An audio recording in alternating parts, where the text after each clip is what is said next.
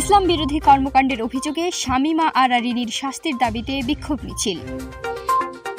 শুনলেন সংবাদ শিরোনাম। এখন মোহাম্মদ ফরহাদ হোসেন জয়দেবপুর প্রতিনিধির রিপোর্ট।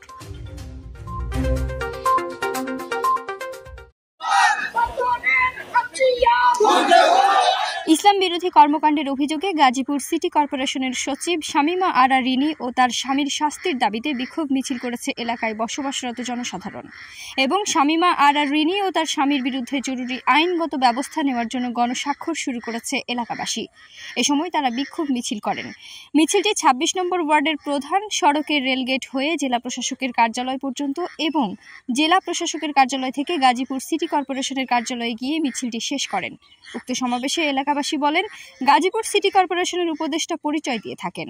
বাইতুল জান্নাত জামে মসজিদের হাফেজ রাকিব উদ্দিন বলে, ফজরের আজান দেওয়া নাকি শব্দ দূষণ এবং বলে ওনার বাসার দিক থেকে মাইকটা ঘুরিয়ে দিতে এবং মাইক নামিয়ে ফেলতে বলেন। কোনো প্রকার সাউন্ড যেন ওনার বাড়ির দিকে না যায় বলে হুমকি প্রদান করেন। তাই এলাকার শান্তি শৃঙ্খলা স্বাভাবিক রাখতে উপরোক্ত বিষয় নিরপেক্ষ তদন্তের মাধ্যমে যথাযথ ব্যবস্থা নেওয়ার দাবি জানায় এলাকাবাসী।